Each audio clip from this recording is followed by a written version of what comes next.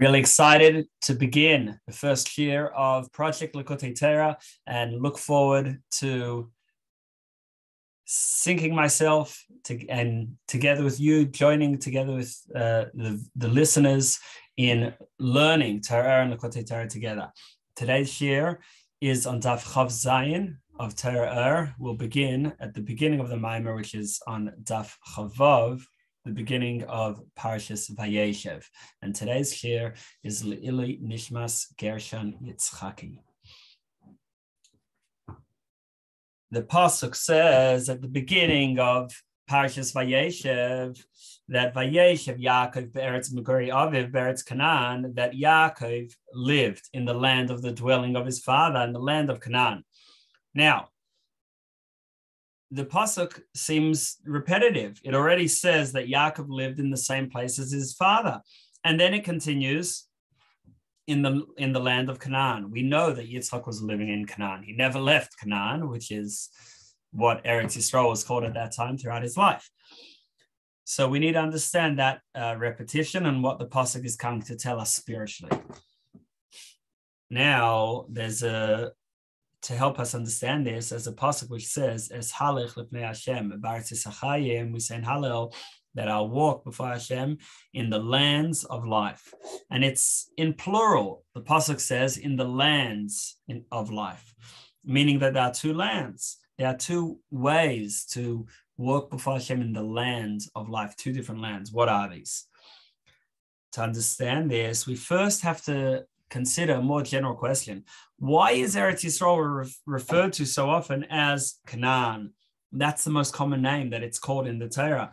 Now, this seems to be a negative name, a negative association that we should try to limit, because Canaan was the son of Ham. Ham was one of the three sons of Noach, and he was the son who was cursed. He was cursed because Canaan, the fourth son of Ham, was disrespectful to Noach, and when Noach was drunk after the flood.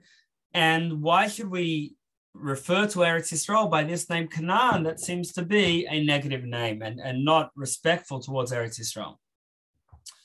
We also know that Canaan, besides being a nation, it also refers to business people, and in particular, people who do business perhaps not in the most honest way.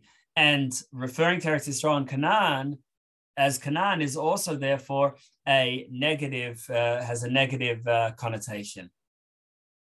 Like the pasuk says, Canaan biyadei me'oznei mirma, that a trafficker, Canaan means a trafficker, like a businessman who's somewhat not fully honest, who has deceitful scales in his hands. So again, a negative connotation. What does this all mean?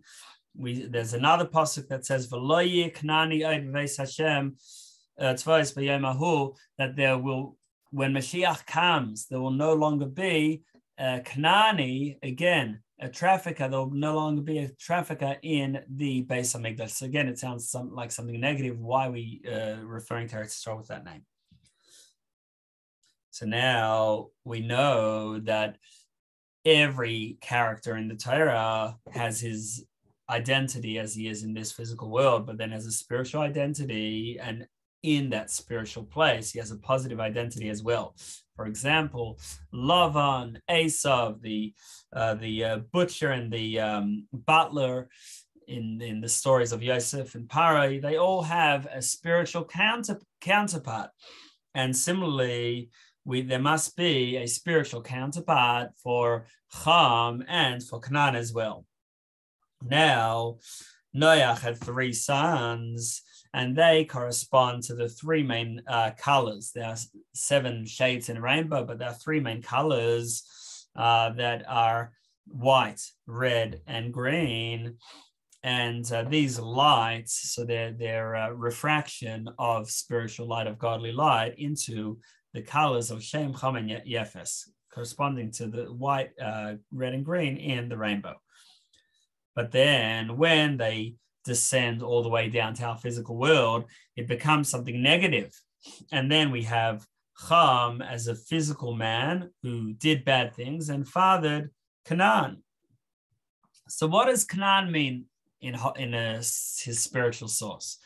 So Canaan means also, besides the nation of Canaan, it means a businessman, like we said.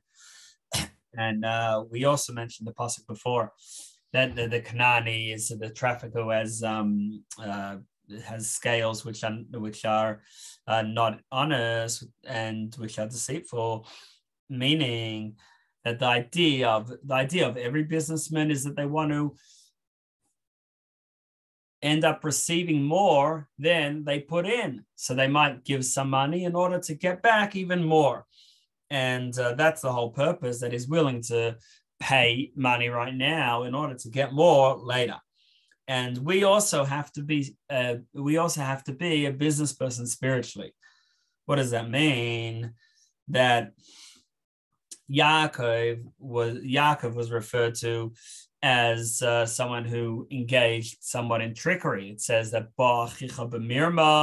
that your brother, Esav's brother Yaakov, came with trickery, vayikach birchasecha, and took your blessings. Esav was the original one intended by Yitzhak to receive the blessings, and then Yaakov ended up receiving them, and Yitzhak said, Yaakov managed to use trickery in order to gain the blessings. So what is the positive side of trickery? And related to that, the positive side of this business, giving up now in order to get more later. So the pasuk says, that when man dominates over man in a bad way. What does this pasuk mean? What it means is that the Shekhinah comes down and encloses itself in the physical world. And the goal of this is in order to refine the world and refine all the sparks of holiness and bring them back to their source. Like it says in Gemara, that the purpose of Golus, why are we in exile? In order to gain converts. And this doesn't just mean physical, like the people as converts, but whenever we take an aspect of the world and refine it and use it for holiness, we're gaining a convert, we're turning over a part of the physical world and making it holy. And eventually the goal is to get rid of death, that Bilam Mavis, like the pasuk says, Bilam Mavis Lansach, that death should be eliminated.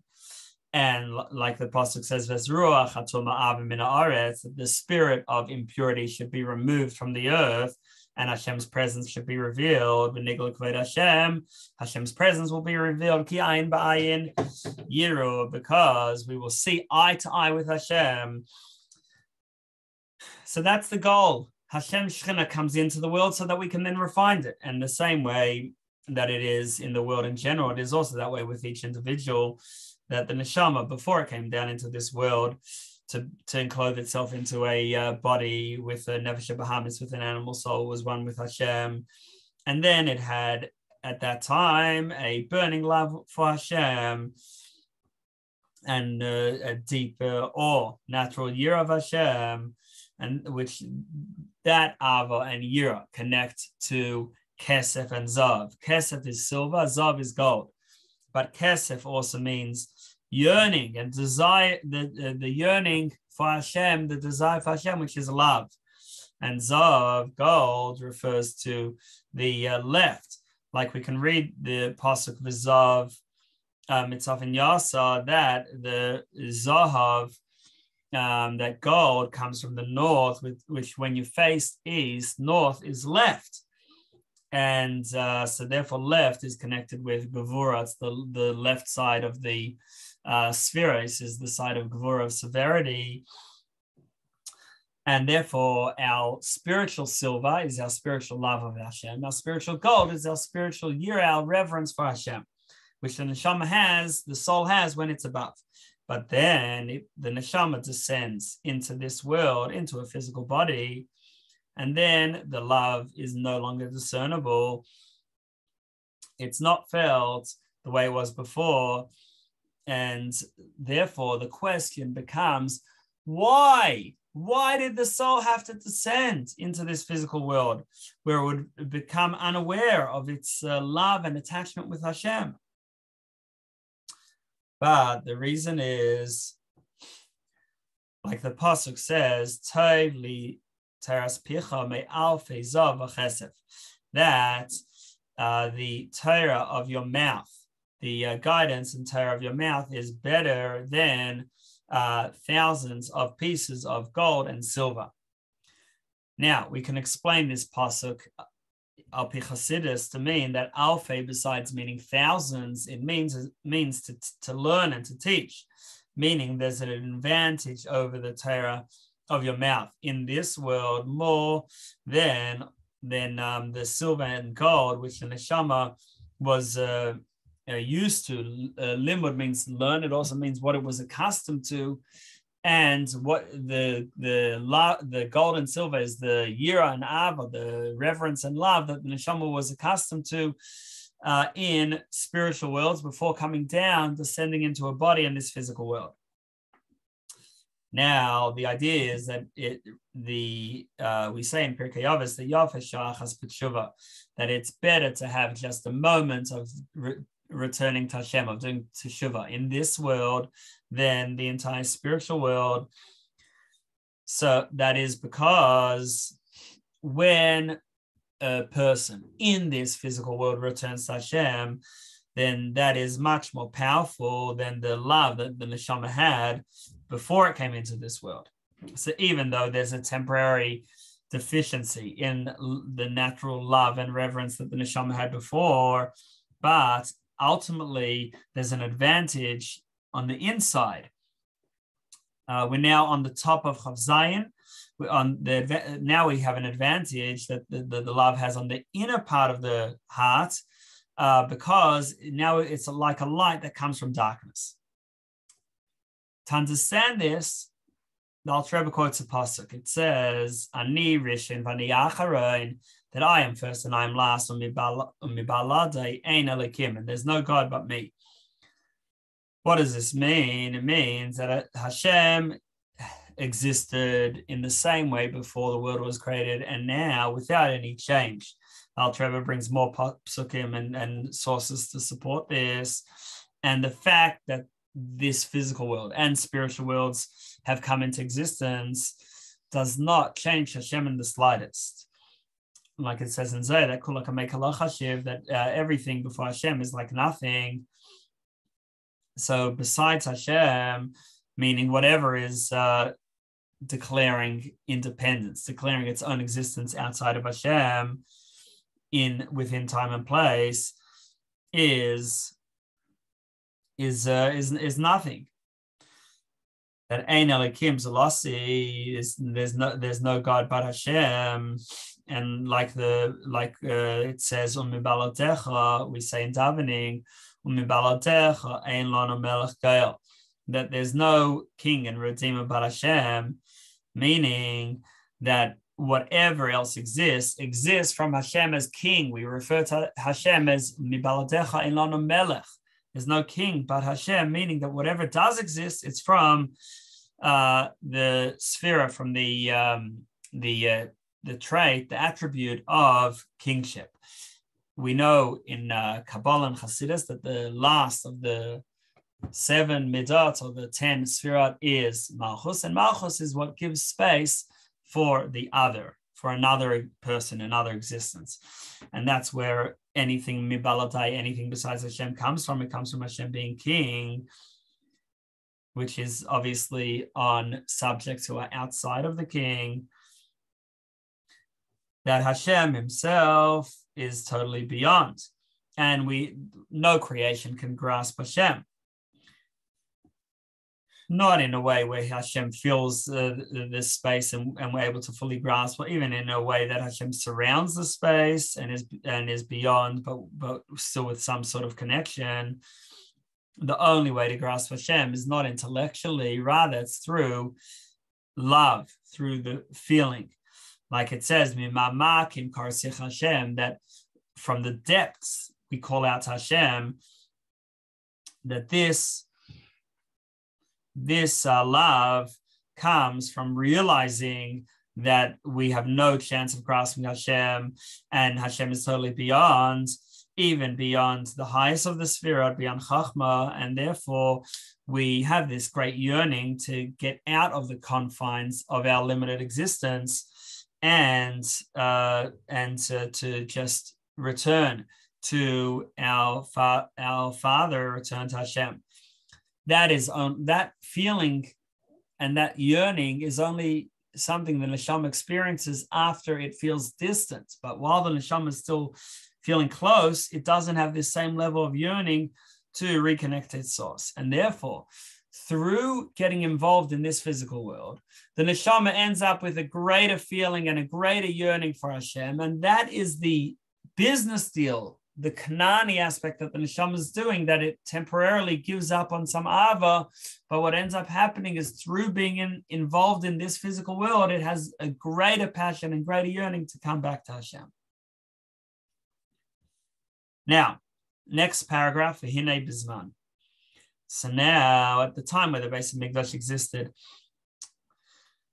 we were able to more easily experience revelation of Hashem, especially in the Kodesh Kodashim, the Holy of Holies, in the Beis Hamikdash. And over there, everything, all existence was nullified before Hashem. There was only Hashem's will. But in the time of exile, we don't have that same level of godliness manifest and revealed, like the pasuk. So what should we do? Now we're far without a place to come to reconnect and become close. So the pasuk gives us a solution. It says, "Uvikashtem misham es Hashem likecha," that you should seek out Hashem from there. Umatzos, and you'll find Hashem. What does it mean from there? Where is from there? So in general, in Chassidus, when we say here, we mean somewhere which is close, where there's revelation of Hashem. Whereas when we say there, we mean something far, where Hashem's light is not manifest. And what we should reflect on is the fact that I'm so far, and the fact that I do not feel this sort of natural pull to only do what Hashem wants. So I'm in this place of independence, so to speak, and separation. So how do I still get my energy, that everything that exists has to have its spiritual life force and energy in order to exist? It's still coming from Hashem. Like the pasuk says, and we say this in Vayeishev Dovid, that Hashem enlivens everything. But the fact that Hashem enlivens us despite our separation and independence is due to Hashem's mercy. Hashem's erech hapayim, that he should enliven us despite us being distant. Now, Rabbi Akiva was once traveling with some of his colleagues, and they saw the success of Rome, and they were sad. And Rabbi Akiva was happy, and he said, if this is what's happening, if this is what's happening even to those who transgress Hashem's will, then how much more so, how great will the good be for those who follow Hashem, who live in accordance with Hashem's will. So this is what he meant, that if this is what happens to those who transgress Hashem's will, how much more so for those who do Hashem's will, that they are not receiving from Hashem's light and Hashem's attention in a way of separation. Rather, they're receiving more directly from Hashem's ratzon, Hashem's will, without this long descent, rather in a way of pnimius, in an internal way. And that's, like we spoke before, that when someone does teshuvah, when someone in this physical world returns to Hashem, so then they connect in a way of pnimius, in an internal way. This is what the pasuk means, that when we seek out Hashem with all our heart and all our soul, meaning that what we should aim for is to transform and to turn over our soul, our heart from one side to another, use the darkness, use the separation, this fact that we don't have this natural affinity for the spiritual and the godly, use that to have an even more powerful yearning for that, for Hashem.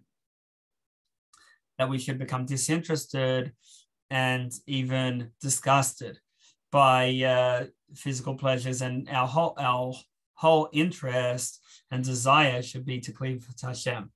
This is like the businessman who spends money to make more. Like we said, that the neshama temporarily loses out on Av and Yirah, but ends up with more love and fear of Hashem because of this yearning that comes from being in a distant place. And that's now an explanation. Now we understand why Eretz Yisrael is called Eretz Canaan. It's a place where we use out the physical in order to develop a greater yearning for Hashem. This also explains the pasuk, V'cham hu avi Canaan. Cham was the father of Canaan. Now this word Cham, one of the three sons of Noach, also comes from the word heat. And that's because we get more heat, more energy, more passion for Hashem through Canaan, through being involved in the physical world and then swapping that for spiritual love and fear of Hashem. But we can't come straight to love. We first have to start off with a basic Yiras Shamayim, a basic reverence of Hashem. And that's then we can come to the level of Canaan where we swap our distance for Av and Yirah, for love and reverence of Hashem. And that is what the pasuk means. Karev Hashem l'chol kairav l'chol asher yikrov emes. We say in Ashrei that Hashem is close to all those who call out to Him, to all those who call out to Him with truth. This means that Hashem is close when we call out to Hashem in a genuine and true way. Because when someone's in trouble, like the Gemara says, that when the thief is concerned, he's worried he might get caught. So ganva pumachtarta rachmana karya. The thief also davens Hashem and he says, Hashem, please help me to have a successful robbery. But the fact that he acknowledges Hashem doesn't affect his behavior and is still stays as a robber, and actually is asking for Hashem to help him with his robbery. So even if a person has Av and Yirah, a person has passion for Hashem, during davening, it could dissipate without noticeable impact that the person is still doing the wrong things. That's because this love and reverence was only something developed intellectually, but didn't permeate his heart. And therefore, we could say it wasn't emes, it wasn't the full truth. But when we call out to Hashem with truth from the heart, then it has eternal impact. Next paragraph, V'hinei ksiv, the second column of Chav Zayin. Now, when Yitzchak noticed that Yaakov is using a different voice, he has a different voice to Esav. Yitzchak was expecting Esav to come with a meal for Yitzchak, and then Yitzchak would bless him. Instead, Yaakov came, and Yitzchak says, Hakol kol Yaakov, the voice is the voice of Yaakov. Either the voice simply, or as Rashi says, the words, the way he spoke was like Yaakov would speak. Whereas the Yadayim, the hands, are the hands of Esav, because Yaakov was wearing something that made him feel very hairy. Now, the pasuk uses the word twice in a row, kol, the voice, the sound. But the first time it's spelt without a vav, just kuf lamed, and the second time with a vav. So the reason is, like the Zohar says, that the first kol without a vav, that is the voice which is not audible, whereas the second kol with a vav is audible. The explanation is, let's first think, what does the name Yaakov signify? So Yaakov is made up of two parts. The first letter, Yud, and then the second part of the word, Akev, heel. Yud represents the highest spiritual heights. Akev, the heel, represents the lowest and the most physical. And the idea of Yaakov is to take from and continue from the highest spiritual heights all the way down to the heel. from the highest level to the lowest level. And like we see that the psukim that talk about the footstool, for example, where it says, we say this is in the Haftarah of Vayeishev, that the earth is Hashem's footstool, and other such psukim, so that to take spirituality and bring it all the way down. And that's the idea of Yaakov. Now the voice which was heard, which was audible, that is Torah. And Torah brings from the depth and brings it all the way, in other words, brings the ideas which are ultimately godly ideas and brings them all the way down into our physical world. And in terms of spheres, this refers to from Chachma, which is the highest sphere, all the way down to the physical, to Asiya, where we're talking about actual agriculture and actual business and an actual calendar that we're taking from the Yud, from the highest level, and bringing it all the way to Akev, the heel, the lowest level. And that's the meaning of the name Yaakov. But in order to be the right vessel to achieve this, to take when we learn Torah, we're taking ideas which are ultimately godly and divine ideas and bringing them into this physical world. We have to have the first sound. Before the sound of Torah is the sound which is not audible. And that is the humility and the bittul, the self-nullification, to let Hashem shine through us. And this is the idea of istabkus rucha berucha, that we cleave to Hashem. Our spirit cleaves to Hashem's spirit, that we just let Hashem be manifest within us. And like it says, that the pasuk says that the problem was the Jews say that that because Hashem was not within me, that's why I have these troubles. So what is this idea of Hashem being within me? That's the idea of bittul, to not self-nullification, so that the person is not trying to separate and fulfill his own ego, but just to be a vessel to let Hashem shine through. And that's why it says, the pasuk says that about Torah, that bi melachim yimleichu, that through me kings will be king, meaning that Hashem is the real king. But when someone is totally nullified to Hashem, so they also are a king, not because of their own self importance, but because they are now revealing and manifesting, letting Hashem's light shine through them. And that's why the Gemara says, Man Malki Rabbanon, that who are the true kings, Rabbanon, the rabbis, because they let Hashem's Torah shine through them. And this allows Hashem to shine, Hashem's will to shine through. There are certain things that Hashem wants, and that's all the positive halachas and other things that Hashem doesn't want. And in order to let this Torah shine through the person, he has to be in a state of bittul and self-nullification. Next paragraph, V'zeu Vayeishev. So now we can go back and understand the original pasuk. So it starts off Veyshev Yaakov, that Yaakov lived in the land of the dwelling of his fathers. Vayeishev, to live, it also comes from the word to sit. When you stand, you're ascending. When you sit, you're descending. So the idea of Veyshev Yaakov is that Yaakov descended to bring down Hashem's light into the physical space. And migurei aviv can have different meanings. We translated it simply as Yaakov lived in the same place where his father dwelled. But migurei, al pi Chassidus, refers to Yira Shemayim. And that's for two reasons.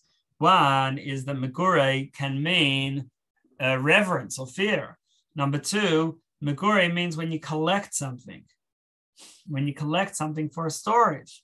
For example, migura, malaya Paris, when you collect fruits, into a pile, into a storage in migurei. And that is all connected to Yerushalayim, because Yerushalayim is referred to in many places of Chazal as oitzer, as this treasury, this storage of Yerushalayim, of the reverence of Hashem that we can come on to, that keeps us strong when needed. Now, this Yerushalayim, this reverence is very much the same idea as bittul, of this self-nullification to allow Hashem's light to shine through. And that's how we have Yaakov, that the highest level of godliness, Yud, coming all the way down to Akev, all the way down to the heel. And specifically it mentions migurei aviv, the yira, the reverence of Hashem, and the bittul from aviv, his father. Now, what in spheres, in the 10 Kabbalistic attributes, the first one, Chachma, is referred to as the father, Bina is referred to as the mother, and then the 6 Midot are referred to as the son, and Malchus is referred to as the daughter.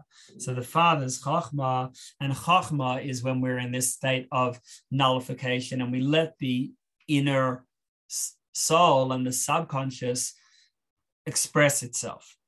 Bina is when you're actively developing that, but Chachma is letting the inner talk, and it's a state of bittul. And when we're in that state, so then we're able to have Yaakov, the highest light, coming all the way down. And this is the state that we aim for in Torah, that Torah, we're just letting Hashem talk through us. But then we have a lower state of oneness with Hashem, which in Kabbalah and Hasidus, the highest state of oneness is called Teshuvah Ilaah, the higher unity, and then the lower state is called Teshuvah Ilaah, the lower unity, meaning that when we're involved in mitzvahs, we're not directly thinking about understanding Hashem's will. With Torah, we're trying to understand Hashem's will. With mitzvahs, we're doing something in the physical world. We're shaking a lulav, we're putting up a mezuzah. This is all involved in something physical. But we're doing that in accordance with Hashem's will, and there also Hashem's light can shine. It's also revealing the oneness of Hashem. So this is, when we're in this state where we're actually more involved in the physical world, that's a state of Veyshev Yaakov, where Yaakov is descending, he's sitting in and is involved in the physical world. Over the page, the second side of Chav Zayin, and the key to this, the key to getting involved in the physical world is like the pasuk says, that Melech b'mishpat yamid aretz v'hochan b'chesed kisei, that the king through justice establishes the earth, and he establishes his throne through kindness. And that's because the reason why we talk about kindness to do with Melech, to do with the king. Melech, we said, is the Malchus, royalty is the last of the 10 Sefirot, and that's when we get involved in what is outside. So Hashem's Malchus is where there becomes an other that exists. Our Malchus is when we talk to others or we act outside of our inner self, in our inner life. And specifically, Torah is more within Hashem, so to speak. It's Hashem's thoughts and desires, and therefore it's Yichud Ilaah, whereas mitzvahs is Yichud Tatah, the lower union, and the main mitzvah is Chesed. When Yerushalmi says mitzvah without specifying which mitzvah it talks about, it is referring to tzedakah, and therefore tzedakah is where Melech, where Hashem is king, meaning where he gets involved in the other besides himself, and therefore the pasuk refers to tzedakah together with Malchus. Now we understand and can answer all our questions. We know that Kanani doesn't just refer to nation, which is in a derogatory term, but Canaan also refers to the spiritual mission of the Jewish people to do business, to swap the loss of ava, of yira, of love and reverence that they might have had more of in spiritual worlds, and instead gain a deep yearning for Hashem that comes from being in the physical world. We understand the idea of migurei aviv. Migurei aviv means the yira, the reverence for Hashem that comes from aviv chachma, which is bittul, humility, that just let Hashem shine through. We understand that Vayeishev means to descend. Yaakov is taking the yud, the highest levels, and pulling it down into Akav, into the most physical, into the heel. And we also understand that there are two lands and there are two approaches. The neshama, the soul, can just stay above and it would be beautiful in bliss and one with Hashem there. But through coming down to this world, it develops a deeper love and a deeper bond with Hashem. Something special about this Maimer is that while in other sources, it may say that the neshama comes into this world in order to help the world or to help the body. But here we talk about how the neshama itself gains, the soul itself gains a deeper level of closeness with Hashem through yearning for Hashem, because it is in a state where godliness is unnatural. We'll now move on to the next Maimer. V'hinei anachnu ma'almim alumim. So the Maimer quotes the pasuk, "V'hinei anachnu ma'almim alumim," that in the dream of Yosef, the brothers were all making bundles of wheat.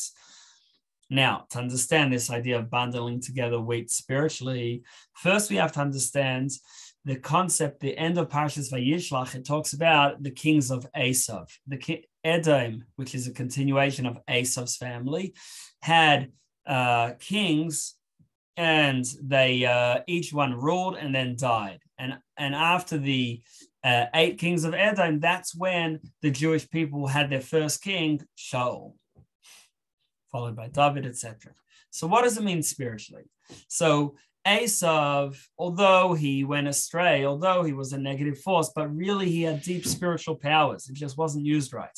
And it represents the idea that Kabbalah and Hasidus speak about of Shviras HaKelim, where the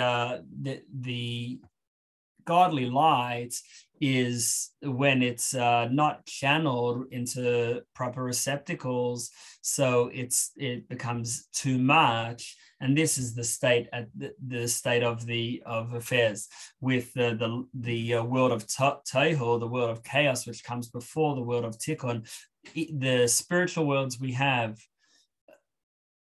beyond our physical universe are part of Tikkun, but before that there is Tohu. The idea of Tohu is, yes, it's spiritual, but each light is too powerful for its own receptacle, so it can't be held, it can't be contained. And besides that, each light, each type of spiritual energy feels that it is the only one. It doesn't see its place within the mosaic, within everything coming around the one indivisible Hashem. And therefore, what happened was that all these great spiritual powers were not able to be contained, and there was this big crack, the Shviras HaKelim, and these sparks of spiritual powers were scattered throughout the physical world. And when we do a mitzvah, we refine one spark and bring that spark of godliness back to Hashem. And this is one of the main ideas of the Arizal. So now, the idea of these sparks of godliness falling down because the attributes, the sphirot of Tohu, were not able to be contained, is represented by the kings of Esav dying. Now, when these spiritual energies descended, it came in a few styles. There were souls that descended into the material. There are angels, and there is godly energies. But all 3 of them, are now stuck within the the lower worlds called Bria, Yetzir, and Asiya, Bia, which refer to a place where the feel is that not that there's only Hashem and that's it. Like in Atzilus, the feel is only Hashem and that's it. And that's why angels only generally start from Bria, a place where there is at least a little bit, some degree of separation. And then in our world, we have the greatest degree of separation, and to the extent of the possibility of an atheist, someone who just declares complete separation from Hashem.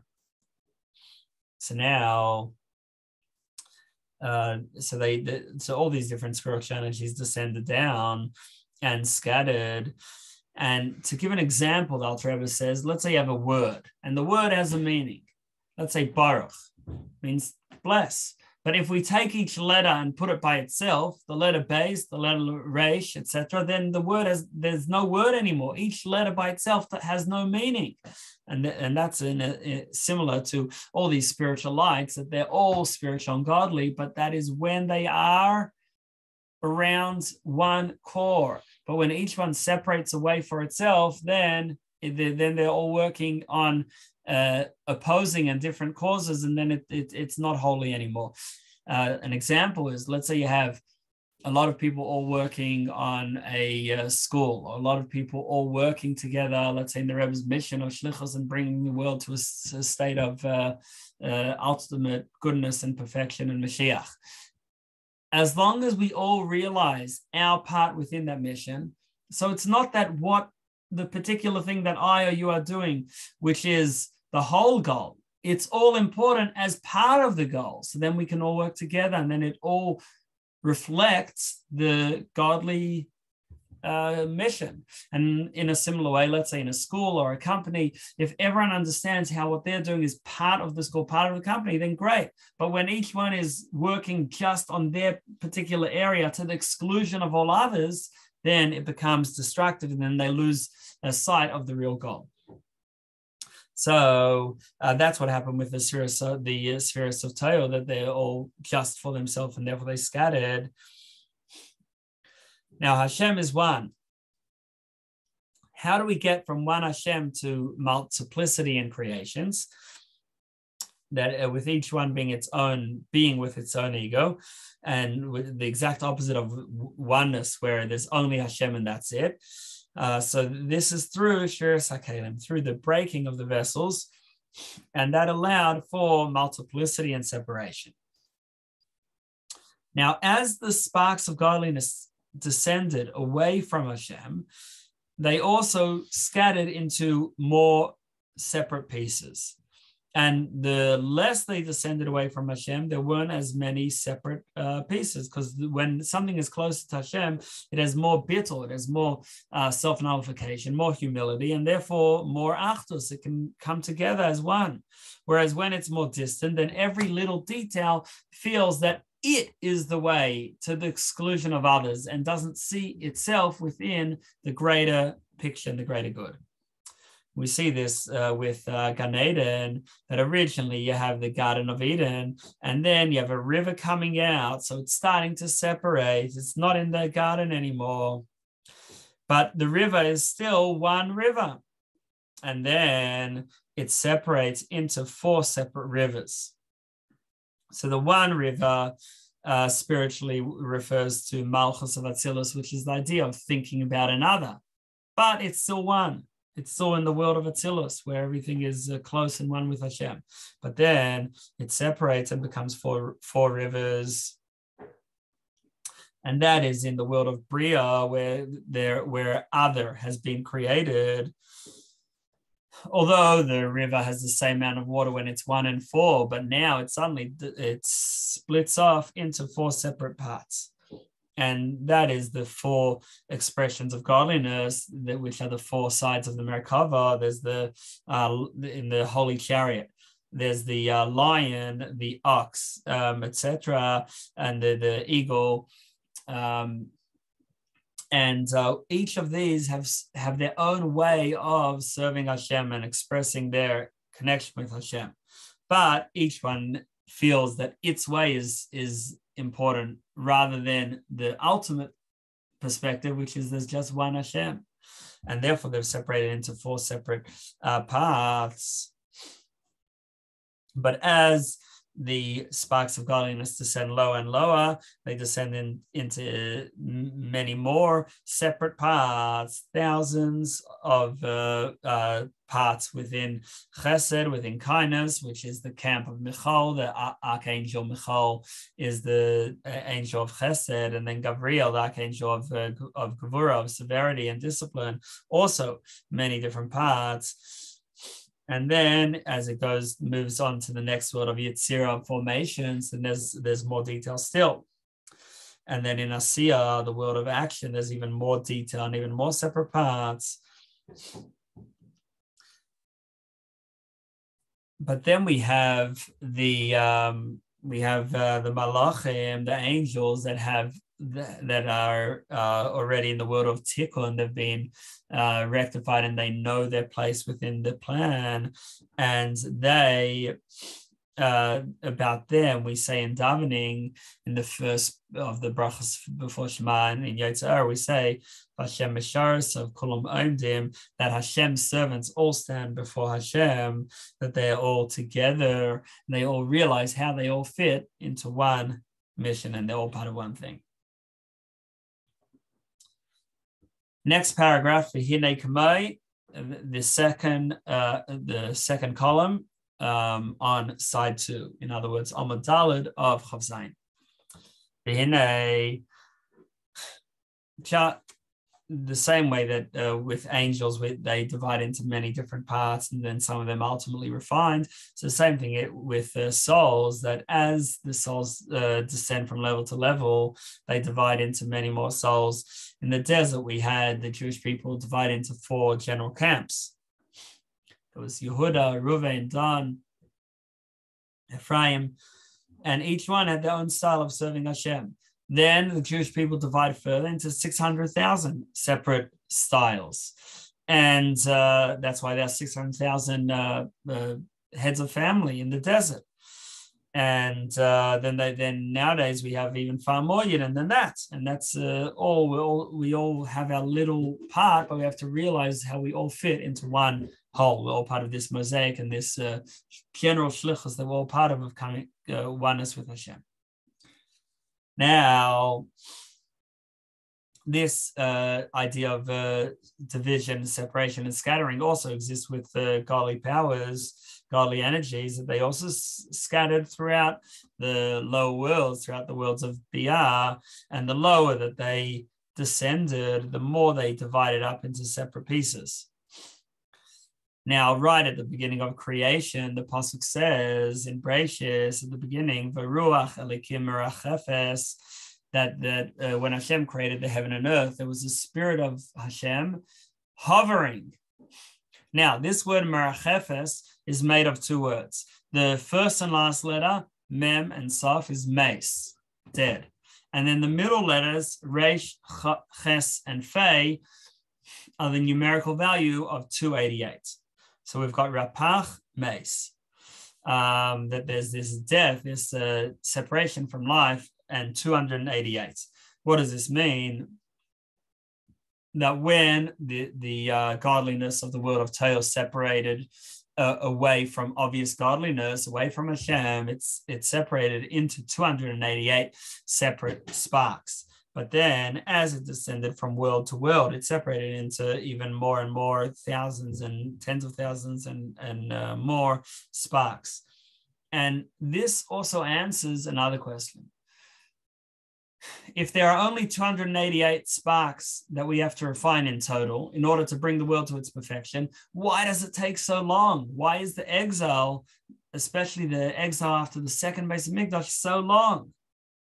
So the answer is that it's been so long because the sparks separate into many, many pieces. And even if someone refines a spark, he's not refining the whole spark, he's refining one little part of that spark. And therefore, with so many different sparks, all the Jewish people are doing their share. And ultimately will refine all the sparks, and then Mashiach will immediately be here. will come immediately. Next paragraph, Hineksiv. Well, as we started on the end of Chavav, we'll continue from Hineksiv tomorrow.